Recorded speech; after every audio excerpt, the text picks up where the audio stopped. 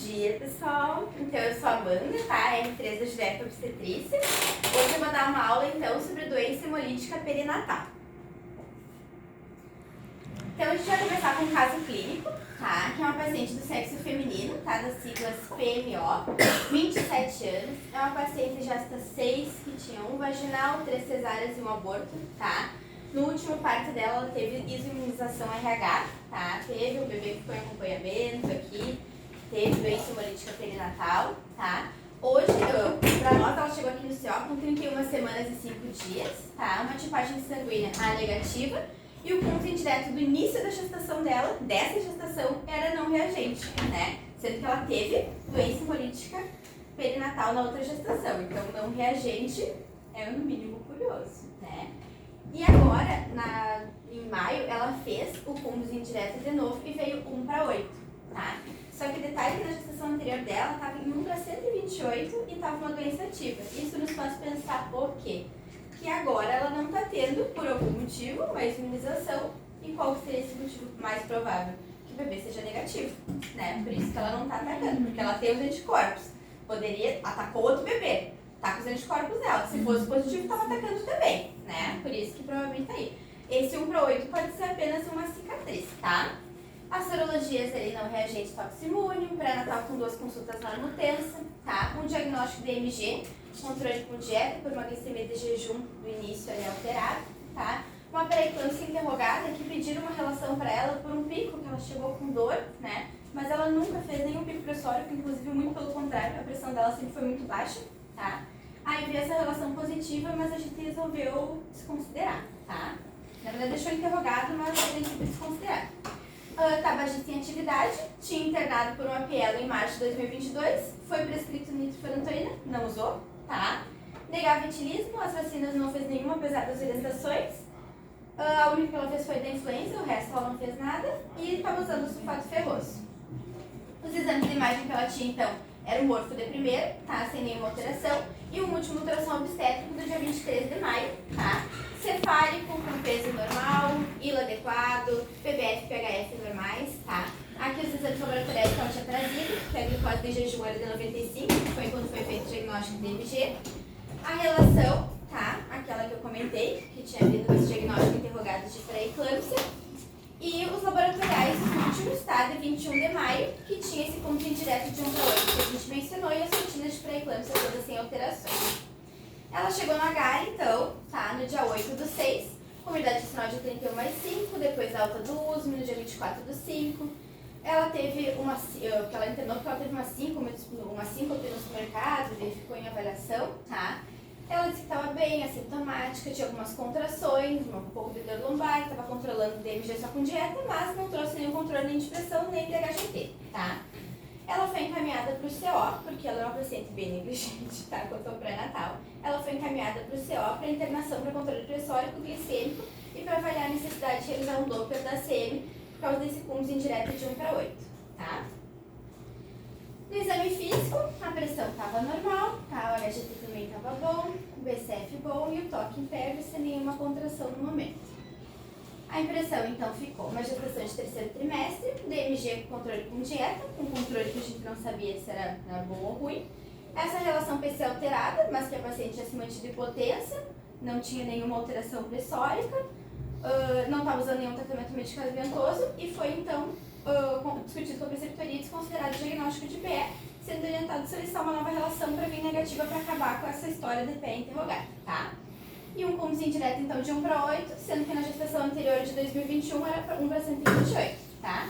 Aí ficou isso aí, pacientes imunizadas, cicatriz imunológica, que foi aquela discussão que a gente teve antes. Então, a conduta ficou, então, internada para controle pressórico, glicêmico e avaliação da necessidade de realização de Doppler da CL, tá? Solicitado nova relação e fumbus indireto para confirmar aquele 1 para 8 e monitorização materno-fetal, tá? Durante a internação, ela evoluiu com o controle pressórico e glicêmico, a nova relação veio negativa, tá? Conforme a gente já imaginava, e o fumbus indireto veio a mesma coisa, 1 para 8. Acabaram fazendo, tá? O pico da velocidade sistólica da artéria cerebral média, mesmo assim, né? Sem muita indicação. Mas a gente fez aí o PBF também, 8/8, um ILA adequado, PHF normal, e o pico da velocidade sistólica da ACM, daí de 46,61, que, avaliando nos gráficos, né, ficava 1,08 múltiplos da mediana, tá? Sendo abaixo de 1,5 é negativo para anemia fetal. Aqui... Não, volta só um pouquinho de novo, só pra mim. O quê? Dá uma gravadinha. Vai ter mais. Agora imagens, tá? Aqui tá como foi feito o exame, tá? Que a gente pega a cerebral, tá? A média aqui, coloca o nosso medidor aqui, né? Pra avaliar. Gate. Gate de pulse wave. É o nome da... Viu por que eu não falei O o nome? negocinho. É difícil de gravar. Aí mostra as ondas, tá? Daí a gente vai avaliar o pico da velocidade sistólica, tá? A gente vai pegar a onda mais alta, tá? E vai ver qual que é o valor que vai dar, tá? Tem que pegar várias ondas, como tá mostrando aqui, depois eu vou explicar mais direitinho, né? E aqui no nosso, a mais alta deu 46,61, tá? A gente colocou na calculadora para identificar qual que era no gráfico, né? Onde ela ficaria aquele valor de 1,08, tá? E daí a gente colocou idade gestacional, a velocidade máxima da ACM, tá? Que daí veio esse resultado de 1,08, que correspondia a 12 gramas por decilitro de hemoglobina fetal. Aqui no gráfico, onde fica a nossa paciente, aqui é a média da população normal, né? Aqui está a nossa paciente e aqui as pacientes que têm anemia, tá? Então ela está abaixo da curva de anemia, sem anemia fetal. Então a aula de hoje é baseada, então, nesse artigo, tá? Da revista brasileira ali, Aluminização, no fetaltest.com, que é onde tem esses gráficos todos, no Residente de Obstetrícia e nesse projeto de diretrizes de aluminização RH na gestação, tá? Da FEBRAS de 2011. Então vamos lá, a aula finalmente. Então, assim, a doença hemolítica perinatal, ela vai ser acompanhada do quê? De anemia, tá? Destruição de hemácias e aparecimento das formas jovens e maturas de eritroblasto na circulação periférica, tá? Ela vai decorrer principalmente da incompatibilidade sanguínea materno-fetal, tá? Sendo 98% atribuída à incompatibilidade ABO e RH, tá? A incompatibilidade ABO vai ser responsável pela maioria dos casos de incompatibilidade materno-fetal, só que ela tem uma menor repercussão clínica, tá? Em compensação, a incompatibilidade RH ela vai ser menos frequente do que a ABO, mas ela é um grave problema e ela é a maior causadora da anemia fetal. Então, a aluminização RH, ela vai consistir no quê? Na sensibilização ao antígeno D presente na superfície eritrocitária, tá? Durante a gestação e o parto, há um contato da hemácia do feto com a circulação materna, tá? Então, a mãe sendo RH negativo e o bebê sendo RH positivo, a mãe não tem essa proteína, né? Ela não tem esse antígeno D na superfície da hemácia dela. A hemácia do bebê que tem esse antígeno chegando na circulação materna é algo diferente, então a mãe ela produz esse anticorpo anti-D contra essa proteína que vai ter na hemácia do feto, acabando por destruir essa hemácia, né? Então, o anti-D vai acabar atravessando a barreira placentária e vai acarretar em doença hemolítica perinatal, a qual pode cursar com repercussão grave, determinando morbidade e mortalidade fetal e perinatal aumentada, tá? Somente uma pequena parte das mulheres RH negativas que têm bebês RH positivos, elas vão se tornar imunizadas e vão ter crianças afetadas por doença hemolítica perinatal, tá? Isso sugere que tem fatores de proteção na maioria das mães aluminizadas. Quais seriam esses, então? Até 1/3 dos indivíduos eles vão ser incapazes de produzir anti-D, tá? Então, por mais que não seja feito nada, tá? Existem pessoas que mesmo com repetidos estímulos, vendo esse antígeno, vendo essa proteína D diferente, a mãe igual não vai produzir, tá?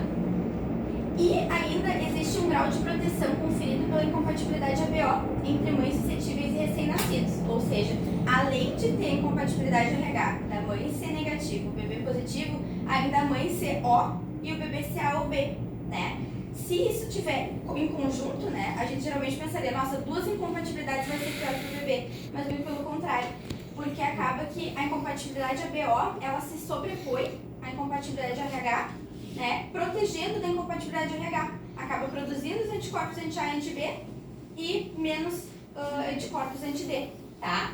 Então, o risco de sensibilização quando tem ambas as incompatibilidades reduz de 16% para 2%. Então, assim, a gente também tem que lembrar, porque o que é esse anti-D, como que funciona, como que ele atravessa, né? Vamos lembrar das imunoglobulinas, então. A gente tem IgM e IgA, tá? Essas duas, IgM e IgA, elas não atravessam a barreira placentária, tá? A que atravessa é o IgG. Então, vamos pensar.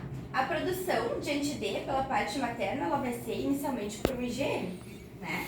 Porque tu vai ter o contato com uma proteína estranha, tu vai produzir o IgM primeiro, até tu criar a memória, e aí criar os IgGs, né? Isso demora um tempo.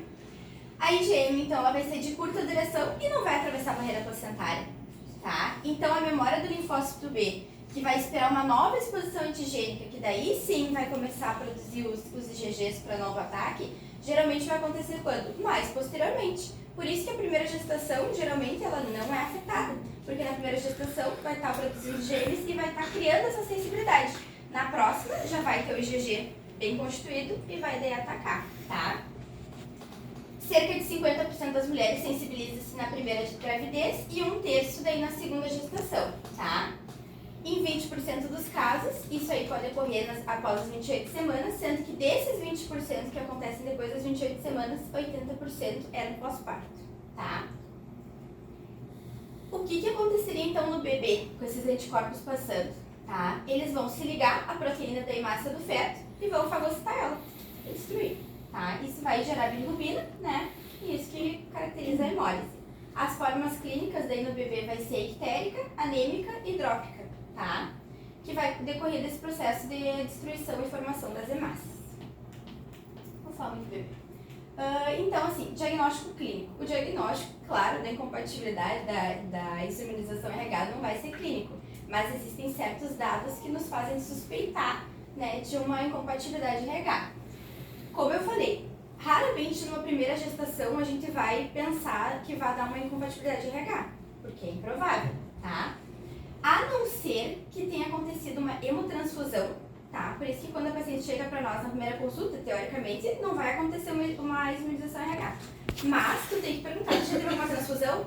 Porque de repente pode ter acontecido dela ter uma hemotransfusão, não terem verificado o fator RH e ela já ter sido exposta ao antígeno D, né? E outra coisa, a gente tem que perguntar de aborto prévio, porque às vezes elas não mencionam. E se ela teve um aborto prévio, né, ela pode ter tido contato também com o antígeno D e pode já ter produzido anti-D, né? Isso é independente da semana gestacional? Na verdade, depende, mas eu vou falar mais pra frente, tá? Só que tem uma parte que é só disso, tá? Então, assim, o histórico, então, digamos que a paciente chegue e ela comente. Eu tive 1 ou 2 filhos, né, nascidos que não teve nada, absolutamente nada. E o meu último veio com uma icterícia grave, anemia ou morte nas primeiras horas. Isso nos sugere que ele pode ter tido, sim, uma alunização RH, tá? Então, tá, como é que a gente faz o diagnóstico, então, laboratorial, né? Que é o que a gente lida mais na prática. Então, a pesquisa dos anticorpos vai ser através do Cumbres indireto, tá? E ele vai ser realizado em todas as gestantes, na primeira... RH negativas, tá? Na primeira visita do pré-natal e vai ser repetido na 28ª semana. Depois eu explico por quê, tá? Mas então, na primeira consulta, vindo negativo, repete na 28ª semana. Nas gestantes que tiverem uma titulação até 1/8, tá? Ou 4 unidades por ml, o feto é considerado como de risco mínimo de acometimento antenatal grave pela doença hemolítica perinatal, tá? Então, o risco da anemia ele vai ser mais importante quando tiver 1/16 ou acima disso. Se o Cumbres ele vier positivo, aí tu vai ter que avaliar também o genótipo do pai, tá? Por quê? Porque digamos que a gente faça a avaliação do antipático sanguíneo do pai e ele seja RH negativo. O bebê é negativo também e tu não tem preocupação, tu não tem por que ir adiante, tá? Agora digamos que o pai seja positivo, mas heterozigoto pro antígeno, né? Ele é então, o bebê pode ser ambos, ele pode tanto ser positivo quanto ser negativo. Então, assim a gente pode fazer a genotipagem fetal, tá? A gente pode analisar o sangue do bebê, tá? Pode ser por PCR, através da amostra do líquido amniótico, vilo coreal, sangue fetal obtido por cortocetese, mas tudo isso é invasivo, tá? A gente tem o teste, que é uma técnica não invasiva, que seria a amostra de sangue periférico materno. A gente coleta o sangue da mãe e no sangue da mãe vai ter massas fetais, tá? Que é por isso que ela se sensibiliza, né? E daí assim a gente vai descobrir a tipagem do bebê, tá? Porque as hemácias fetais e maternas são bem diferentes, é bem fácil de distinguir no microscópio, tá? Esse aqui a gente chama de NIPT, tá? Esse teste. Agora, digamos que o pai seja positivo e homozigoto. A gente sabe que o bebê é positivo também, tá? Então, ela deve ser encaminhada para um serviço daí especializado para acompanhamento, porque aí está bem estabelecido, o bebê é positivo e a mãe é negativa, tá? Então, só para falar um pouquinho da incompatibilidade ABO, porque na anterior, como vocês viram, eu falei mais do RH, né? Só para a gente não deixar a ABO esquecida, tá? Eu vou falar só no slidezinho dela. Ela vai ser a causa, assim, mais frequente da doença hemolítica perinatal, mas a anemia, ela costuma ser muito leve, tá? 20% de todos os bebês que nascem, eles vão apresentar incompatibilidade ABO, mas só 5% deles vai ser afetado, tá? Diferente da incompatibilidade RH, a ABO ela costuma acontecer no primeiro filho, tá? Que é bem diferente da nossa RH, né? De 40% a 50% das vezes que acontece incompatibilidade ABO vai ser nesse primeiro filho. Porque muitas mulheres do grupo O, elas já vão ter essa isoglutina anti-A que antedata a gestação. Tá, mas da onde? Né? Geralmente, existem o que eu falava, né, nos artigos que eu usei para apresentar a aula, eles falam que existem algumas bactérias que elas têm essa proteína A. Então, entrando em contato com essas bactérias para combater elas, a paciente criaria já essa isoglutina anti-A e daí acabaria atacando já esse primeiro bebê, tá? E grande parte dos anticorpos anti-A e anti-B, eles são IgM, que não atravessam a barreira placentária. Então, por isso que geralmente não é clinicamente expressiva essa incompatibilidade, tá? Pode acometer gestação futura? Pode, mas não é forma progressiva como a RH, tá? Então, como é que a gente vai fazer o acompanhamento das gestações agora em compatibilidade RH, tá? A gente vai identificar, então, a tipagem sanguínea materna e paterna, tá? Para identificar os riscos. Vai fazer o cúmulo indireto na primeira consulta e, se negativo, com 28 semanas, tá? Agora, digamos que tenha vindo positivo já. Desde o primeiro veio positivo, só que veio menor ou igual a 1/8. Então, a gente vai repetir mensalmente, tá? Até as 28 semanas.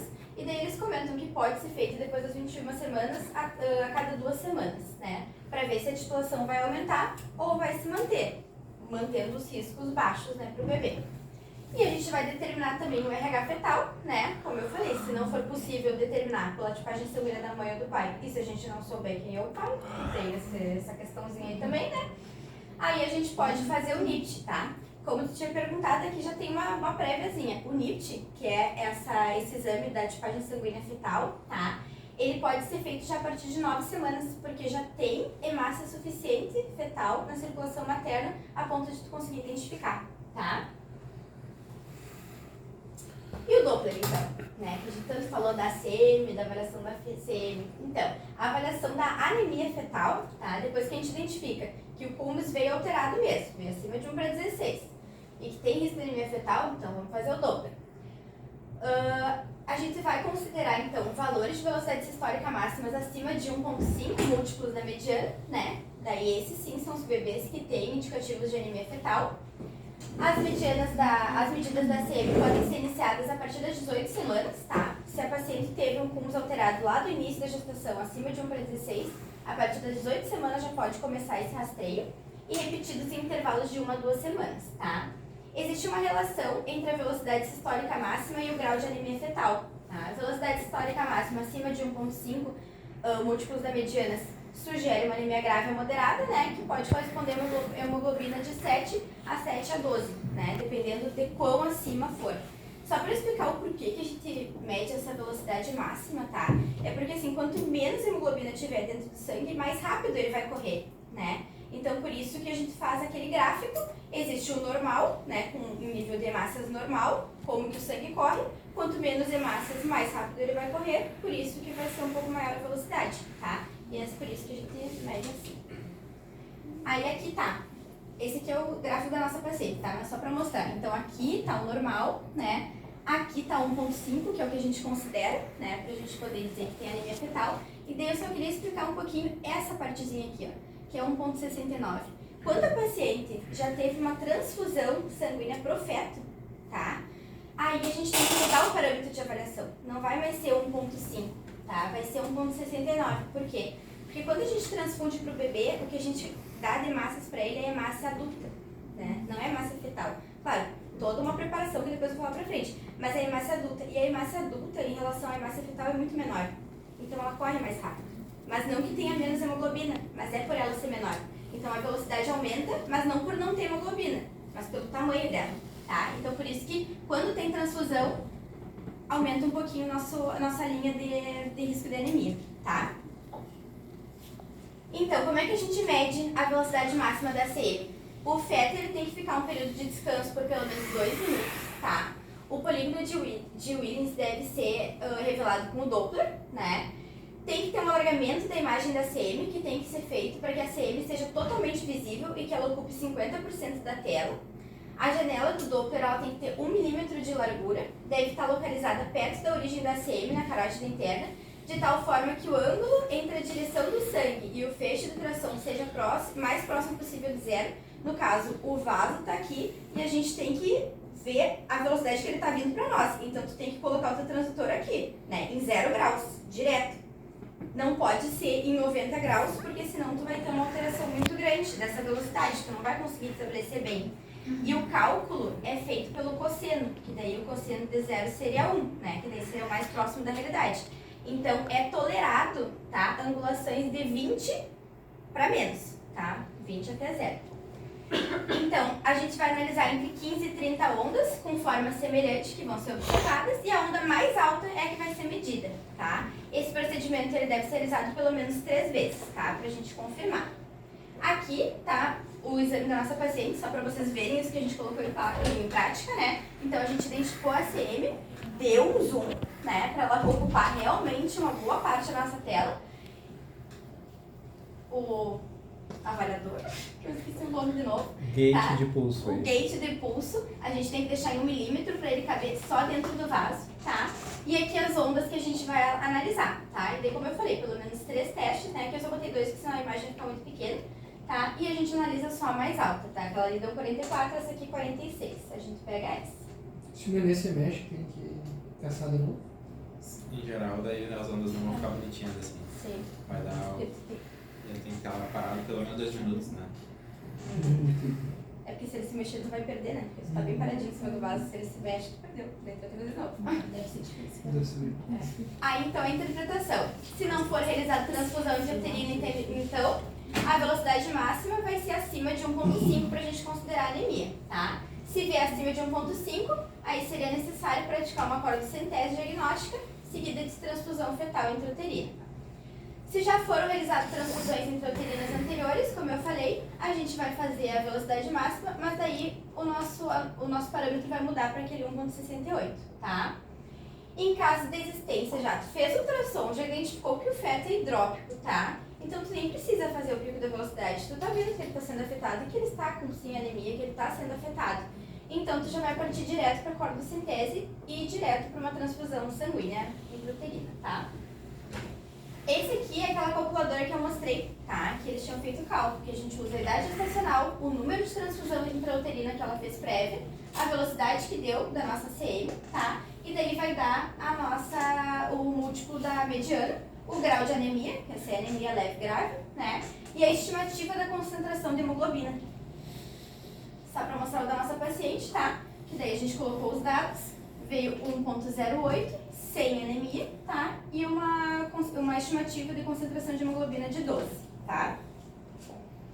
Então, o que seria a cordocentese, tá? Seria um acesso direto à circulação fetal, né? A gente vai direto lá e pega o sangue do bebê. Só que o perigo da cordocentese é que tem um risco de 1 a 2% de óbito fetal, tá? Ele vai ser indicado quando a velocidade sistólica máxima for acima de 1.5 múltiplos da mediana, né? E um sangue fetal com menos de 30% ou uma hemoglobina abaixo de 10 seria indicativo de transfusão. Como a gente viu pela tabela anterior, essa aqui já nos dá uma estimativa, né, de aproximadamente quanto que está a hemoglobina. Então, em alguns casos, é só se pula a cordocentese e se vai direto para a transfusão, né? Tu já usa esse cálculo para fazer a estimativa de quanto tu vai ter que transfundir. Essa aqui eu só coloquei para saber que existe, tá? Dosagem espectrofométrica da bilirrubina. Isso aí já não se usa mais, tá? É só um valor histórico mesmo. Então, se for ler alguma coisa a respeito, é só para saber isso mesmo, que é histórico. Antigamente se usava, hoje não mais. E como é que funciona o nosso protocolo de acompanhamento, tá? Esse aqui é pelo Resende, tá? Depois eu vou fazer umas modificações nele falada, mas é um protocolo bem bom, assim, uma tabelinha bem boa. Então, a gente vai fazer o CUMS na primeira consulta. Veio negativo, a gestante não aluminizada, então a gente vai fazer o CUMS com 28 semanas, vai fazer a profilaxia, tá? A gente vai fazer a Rogan com 28 semanas e vai fazer a Rogan no pós-parto até 72 horas, tá? Agora tá, o CUMS na primeira consulta veio positivo. Só que daí a gente fez o teste do bebê e o bebê realmente é um RH positivo, tá? A gente tem que ter essa determinação. Então a gente vai ver assim, é a primeira gestação que isso está acontecendo? Primeira vez que isso aconteceu? Tá. Então, é um CUMS menor ou igual a 1/8? Vamos repetindo, mensalmente até o termo, tá? Agora, é um CUMS maior que 1/8, ou seja, 1/16 para cima? Então, quando a gestação chegar com 24 semanas, a gente vai começar a fazer o Doppler da artéria cerebral, tá? Agora, não é a primeira gestação afetada. A gestação anterior já foi afetada e esse bebê é sabidamente RH positivo. Nem precisa fazer CUMS, porque o CUMS ele já era positivo, ele segue sendo positivo, o bebê é RH positivo, ele vai ser afetado também, tá? Então a gente já parte direto para o Doppler da artéria cerebral média que se inicia com 18 semanas, tá? Então, com o Doppler, então, a gente vai ter aqueles dois parâmetros. Menor ou igual a 1,5 ou maior que 1,5. Menor ou igual a 1,5, ou seja, sem anemia, a gente repete de 7 a 14 dias, tá? Até ganhar com 38 semanas, até o dia do parto. Se vier maior do que 1,5, sugerindo anemia fetal, então, se a paciente... Aqui, ó, esses valores aqui são do Resende, tá? Cada hospital tem o seu protocolo, tá? Pode ser de 34, 35, 36, é dependente, tá? Essa partezinha aqui é do Resende mesmo. Então, para eles, uma gestação menor que 35 semanas seria feito cordocentese. Agora, uma gestação acima de 35 semanas seria feito parto. Como eu falei, algumas instituições optam pelo parto um pouco mais precoce, com 34 semanas, pelo risco, né, de anemia, de transfusão e tudo. Outros já têm uma experiência melhor com transfusão, alargam para 36 semanas, então é bem dependente. E a cordocentese é aquilo que eu expliquei. O hematócrito menor que 30 é feita a transfusão e maior que 30 a gente faz cordocentese a cada 7 a 14 dias. Como que a gente vai determinar então quanto sangue que vai ser transfundido para o bebê, tá? O procedimento ele é bem chatinho assim de ser feito, tá? Tem que fazer a asepsia do abdômen materno, pegar uma agulha hack de 20 com cerca de 9 centímetros, vai inserir no abdômen, guiada pelo ultrassom. O sangue fetal vai ser aspirado para realizar o hematócrito, tipagem sanguínea e fator RH. Antes da transfusão, a gente pode fazer um bloqueador neuromuscular para o bebê não se movimentar tanto, porque daí a transfusão vai ser feita então com hemácia adulta, um sangue negativo, filtrado, irradiado, com prova cruzada com sangue materno, tá? O volume de sangue infundido ele vai ser calculado com uma calculadora específica, que eu já mostro. O sangue do doador deve ser infundido a 3 a 5 ml por minuto. E o sangue fetal ele deve ser aspirado depois de concluir a transfusão para determinar quanto que ficou o hematócrito final. Essa aqui é a calculadora, tá, do Fetalmed, que a gente usa para determinar o quanto de sangue que a gente vai transfundir. O hematócrito do doador, hematócrito do feto inicial, o hematócrito final do feto e o peso em gramas do bebê, tá? Assim que a gente determina quanto que vai ser transfundido. Então, como é que a gente faz a prevenção, então, da imunização? Então, fez o NIPT na primeira semana, tá? O bebê RH negativo, não precisa de prevenção, tá? Agora, fez o NIPT e o bebê RH positivo e nunca teve nenhum evento sensibilizante. Então, faz a profilaxia com 28 semanas, tá? E depois faz a profilaxia pós-parto até 72 horas. Agora, digamos que sim, o bebê tenha passado por algum evento sensibilizante. Abortamento espontâneo, terapêutico, gravidez ectópica, amniocentese, cordocentese, biópsia do ônus perineal, trauma abdominal, hemorragia anteparto. Aí a gente vai fazer a profilaxia, tá? E alguns autores, eles ainda recomendam que 12 semanas após o evento sensibilizante seja feita novamente a profilaxia e depois seja feito também no pós-parto, tá? Então, qual que seria a profilaxia, então? A dose de 300 microgramas de anti-D, tá, da nossa Rogan, ela mostrou-se eficaz em evitar a aluminização com volumes de hemorragia feto-materna de até 30 ml, tá? Então, essa dose de 300 é para 30 ml. No Brasil, a gente não tem uma normatização para realizar um teste para avaliar quanto que foi essa hemorragia, tá? Agora, esse teste existe? Esse teste existe. É esse Klein-Hauer-Betke, tá? Que ele é baseado na resistência da hemoglobina fetal à elucidação ácida, permitindo que seja curada, visibilizada e avaliada quantitativamente, tá? Isso aqui é muito difícil de ser realizado, tá? Tem que coletar o sangue materno para avaliação. Aí tem que ser entre 30 a 20 minutos do evento gerador da indicação, ou seja, teve um mais sangramento. barato já fazer direto. Exatamente, tá? Porque se tu começa a fazer tudo isso aí, é muito demorado, tá? Por isso que a gente não tem, em geral, quase ninguém usa esse teste. Só para lembrar um cuidado, tá? Quanto a Rogan, quando tu faz uma imunização ativa contra vacinas com vírus atenuados, como sarampo, rubéola, cachumba, varíola, tá? Isso deve ser adiado pelo menos até 3 meses depois da última administração do Rogan, porque pode inativar ou causar prejuízo na eficácia. E tá, e como que a gente tem esse nosso soro anti-D, tá? Ele é importado, tá? E ele só tem na apresentação no Brasil intramuscular de 250 a 330 microgramas, tá? Ou 300 microgramas, que é o que a gente tem aqui. E não tem no nosso mercado a apresentação de 50 microgramas, que é o que a gente utilizaria nos abortos até 12 semanas, porque o sangramento seria bem pequeno, tá? Se a gente tivesse essa de 50 microgramas, tá? Isso tem no exterior, né? Isso apresenta economia, além de uma maior racionalidade, tá? Do uso da Rogan. Então, apesar dos esforços, né? De todos esses esforços de profilaxia, 1 a 2% das mulheres RH negativas ainda vão produzir anticorpos anti-D, tá? Durante ou após a gestação de uma criança RH positivo. Isso tem explicação. Algumas não fazem a aplicação da profilaxia corretamente, tá? Outras, a gente não consegue determinar exatamente quanto foi a hemorragia. Lembra que eu falei que 300 microgramas é para 30. Então, se tiver uma hemorragia maior, teria que ser feito mais. Mas a gente faz 300. Então, às vezes, foi insuficiente, tá? Ainda tem hemorragias feto-maternas que não são diagnosticadas. Ou porque o paciente não deu bola, sangrou, parou, não deu bola, né? Ou porque veio aqui, a gente deixou muito pouco, acabou não fazendo. Então, são essas causas que levam a esse 1 a 2% das mulheres que acabam apresentando ainda a formação de anticorpos anti-D. E existem algumas perguntas frequentes, tá? Mas são essas perguntas bem na hora. Tá? Deve-se administrar, então, imunoglobulina anti-D após ameaça de abortamento no primeiro trimestre? Sim, tá? Só que essa recomendação é baseada em literatura? Não. Essa recomendação é baseada em consensos e opiniões de especialistas, tá? Essa conduta ela vai ser sustentada pela observação de que 0,1 ml de sangue RH positivo é um volume suficiente para causar uma sensibilização, tá, em voluntários de sexo masculino RH negativos que participaram desse experimento. Tá? O volume médio de uma suposta hemorragia feto-materna com 8 semanas é estimado em 0,33. Então, tu imagina, se 0,1 já causou essa formação nos indivíduos de sexo masculino RH, então 0,33 possivelmente, provavelmente também causaria, tá? Outros aspectos a ser considerado, então, daí agora tá aqui, ó. A descrição, a gente tem eritrócitos fetais em circulação materna a partir de 38 dias após a concepção, tá?